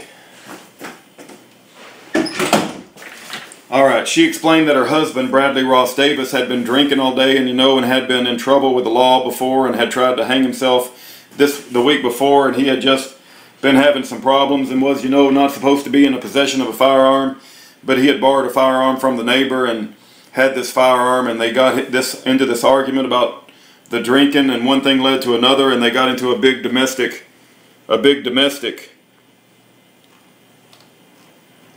She said he left and was out in the area behind the house. Question, this is about as dangerous of a situation as possible? Answer, yeah. And so me and the Corporal Davis, we got the family together, and Corporal Davis escorted them to the main road, and I stayed behind until Davis got the family out of there. So I positioned myself between the house and the road. Once Davis got the family out of there, you notice how Sergeant Folsom is always talking about how he's positioning himself. You know, he's going to protect everybody. You protecting everybody when you shot Jeff Weinhaus in the head, Folsom? I positioned myself between the house and the road. Once Davis got the family out of there, of course, I mean, they brought in the helicopter and everything, and the gentleman was out in the woods, and he was firing the weapon and firing shots while he was in the woods, and it's, you know, in the middle of the night, it's completely dark, and you can see him running back and forth, firing the weapon. Finally, we get some more patrol officers there, and they establish a perimeter around his land. He eventually gets tired of being out in the cold night and wants to come home. He comes home, gets in his house, and I watch him go into the house with the rifle, me and Corporal Davis, and a couple of other officers watch him come out of the woods, walk back to his house, and it's obvious he's intoxicated, and he goes back in the house. At that point, the negotiator gets him on the phone and starts talking to him, and they talk up for about 30 minutes, and he says he's going to give up. Basically, we were in a tighter perimeter now around the house because he's gone in the house, and at that point, when they said that, I hear the side door, which is I was crouched behind the vehicle that was about 20 feet from the side door. I heard this side door open up, and the gentleman started coming out of the house and walking pretty briskly, and he had both his hands in the air, and I could tell that he wasn't armed, and in his right hand he had a cordless phone. And so I could hear him yelling about the lights and everything. As he started walking toward me, I stepped out. I had my gun and flashlight, and I did what in the highway patrol they teach us to do. I challenged him and said, "Highway patrol, don't move, let me see your hands." And he turned and showed me his hands and did everything he was supposed to. And then everybody started moving in to arrest him, and he was outside. Looked like he was giving up. And I remember he come, looked around at everybody, looked at all the officers. He looked right at me, and he looked back at the door that he had just come out of, and he looked around at everybody and looked at me, and then he took off running. And he started running back towards this open door and not complying with our request. I was the closest one to him, so I started chasing him. He was wearing an Army BDU jacket, like a camouflage field jacket type thing, and so I caught up to him at the door, and before he got in the house, a struggle ensued, and I ended up dropping my flashlight, and pretty much I ripped the coat off him, but he still pulled himself out of the coat, and he had laid that rifle right in the doorway. When he came out, he grabbed the rifle. I saw he had the rifle. I ordered him to put the rifle down. He wouldn't. Him and I began to fight. Question, physical fight? Answer, yeah, fight over the rifle. Now I'm behind him. He's in front of me with the rifle. He's trying to turn the rifle to shoot me, and there's a wall in the kitchen. There's no lights on. There's a wall right there, and I got people behind me, so I'm thinking if I can just push him against this wall, he won't be able to turn the rifle and shoot, and we'll get him, and that will be the end of it. So I started aggressively kind of pushing him towards the wall. I even reholstered my weapon to have two hands to, because I knew he wouldn't shoot me as long as he couldn't turn around. He was a rather small individual, and I knew he couldn't shoot me, so I just fought him. And at one point the gun was here at my head, and I had to duck, and at that point when I ducked, there was a small island in the kitchen. I didn't know it. He stepped right, and I behind him. I'm trying to push him to the wall, and he steps right. I didn't step right. I ruptured my left testicle on the island, and I didn't know it at the time. I just felt some pain in my abdomen, and at that point I let go of him. He turned around, and I told him to drop the gun. He's yelling no. At that point I did what I was trained to do. I slapped him as hard as I could in the chest and shoved him back and knocked him off balance, and I started backing up towards the door, and I was yelling, "Everybody, he's got a gun, he's got a gun." And as I shoved him forward, he fell forward, and he got up and turned around, and he was starting to raise the rifle to shoot me, and I shot and killed him. And I shot him and killed him. And so when I shot him, you know, I was still in the doorway of the place where he'd come in, and he was in the kitchen pointing the rifle at me when I fired my weapon, and I shot 5 times and hit him all 5, and he died at the scene. And so it was a pretty dramatic thing. I had coroner's inquest and everything, and it was found to be justifiable homicide. Later I was sued for $10 million. They hired an expert to come in and to determine what happened. The expert said what I said during my deposition is the one of the many possible scenarios that could have happened. The placement where I shot everything, the lawsuit was dropped. Question, did you suffer from the nerve issue at the time that time too? At the time then too? Answer, yes. So question, so that didn't play a role in the shooting? Answer, no, just never played a role in the shooting. I remember like after the same thing with him, I advanced, I handcuffed him. I was trying to unload his weapon, and I couldn't hardly get it unloaded, so I just laid it on the counter and walked out. But I had suffered from the same, you know, typical police. They want to grab the gun and unload it and make it safe for everybody. And I remember I unloaded that rifle, and I put another shell in it. So I just set it down, and I told everybody, look, I can't do this. I'm going to set this down and walk out of here. Well, I didn't know about my testicle. I didn't know what had happened, so I just thought I had been shot or something, so I walked outside and I just left the rifle where everybody in there. So, question, well, I'm sorry you had to go through that. Reporter marked plaintiff's exhibit. Question by Mr. Eastwood. I'm going to hand you now what I guess is Exhibit 3. This is, do you recognize this document? Answer, yes. Question, this is your report on the Weinhaus incident, is that correct? Answer, yes, sir. Question, and you reviewed this document in preparing for your deposition today? Answer, yes, sir. Question, and do you believe the document's accurate? Answer, yes, sir. Question, would you change anything about the document if you could? Answer, no. Question, okay, and then I'm going to hand you another document which is an interview of you by Sergeant Perry Smith. You recognize this document? Answer, yes, sir. Mr. Eastwood want me to mark Exhibit 4, reporter mark defendant Exhibit 4. Question by Mr. Eastwood, and I'm grateful to Mr. Parks providing these documents today.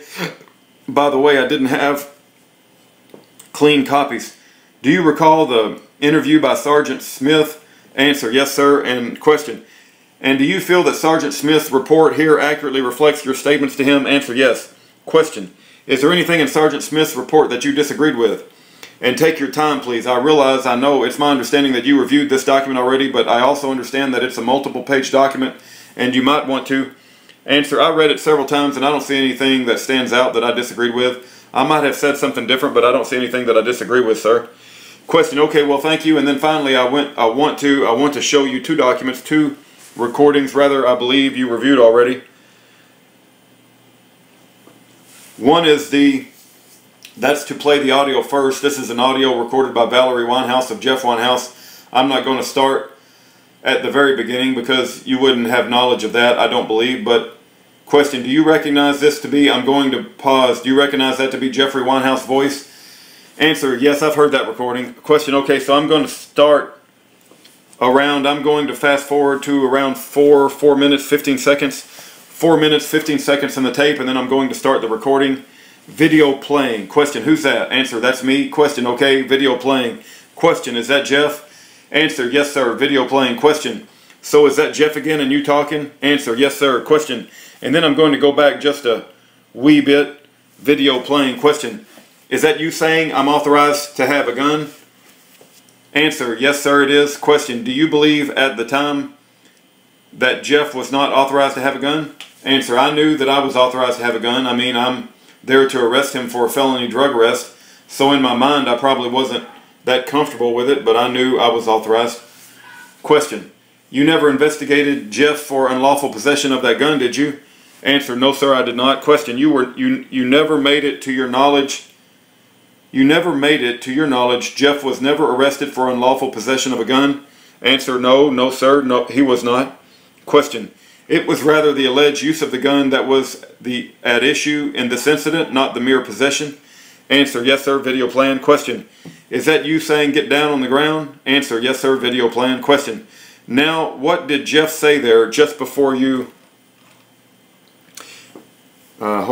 just before you just heard?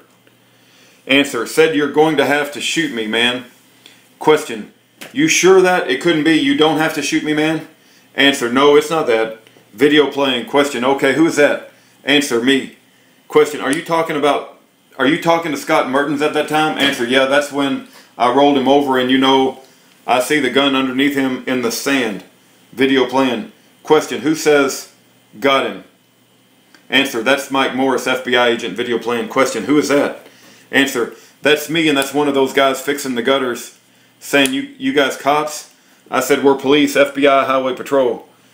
Question, you're identifying yourself as law enforcement? Answer, yes, because I mean, you know, it's probably scared the tar out of them. I mean, the next thing you know, the police just opened up with gunfire. Question, and none of you were uniformed? Answer, no, and I heard the screaming too. I know they were afraid. Question, none of you were in patrol cars? Answer, no. Question, so it's fair to say a reasonable person might be uncertain of who you were? Answer, yes, and that's why I'm yelling out, you know, that we're police, law enforcement. Video playing. Question, is that you saying government? Answer, yes, sir, video playing. Question, now, can you see this counter here?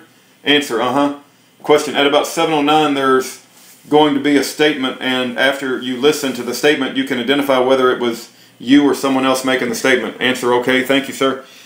Video playing. Answer, that's me speaking, yes, sir. That's Scott Mertens said, I shot also. Question. I'm going to fast forward a little bit on the tape just for the purposes of brevity, and there's a statement around 8:47, so I just want to know if you can identify who's making that statement. Answer. Could I hear it again? I'm sorry. Video playing. Question. Absolutely, absolutely. It's your making do with my laptop. So, answer. I know that's me saying Scott, and I'm thinking I'm pointing to the injuries wherever, trying to put pressure.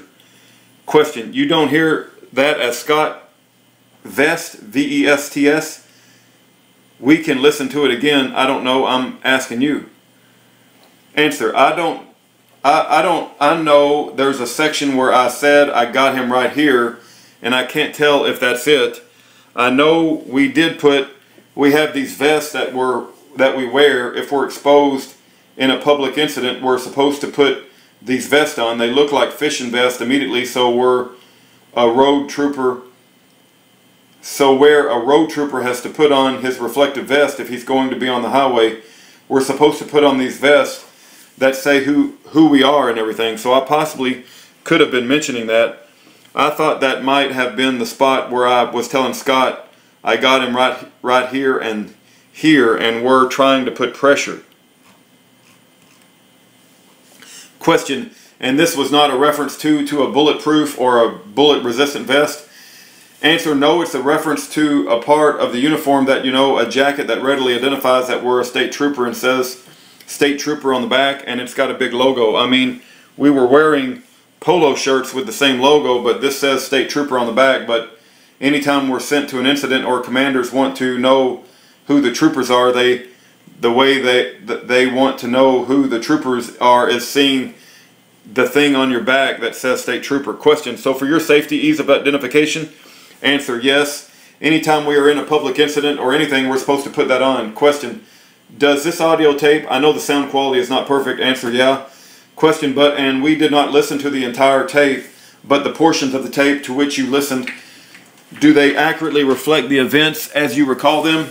Answer. Yes, sir. Oh, question. Okay, and I submit to you, this tape has not been altered in any way, or at least not to my knowledge. Okay. And then I finally just want to play a section of a video for you, and this is only about 16 seconds. It's critical. Perhaps you might want to call the critical 16 seconds. Here we go. Video playing. Question. We possess a longer videotape, and I mean, we possess a longer videotape, and I know Mr. Parks has given me, but does that section of the interaction, does that watch video, I know it's hard to see, it's jerky, but does that appear to be accurately reflect the events of the shooting? Answer. Yes, sir. I've seen that video before, and it does reflect the events. Mr. Eastwood. Okay, at this time, I have no further questions. Mr. Parks, do you wish to waive signature? The witness. Yes, sir. Mr. Eastwood. Okay. Thank you very much for your time today, Sergeant. Signature of the witness waived by agreement of counsel and consent of the witness. And then it goes on to be a certificate. Jane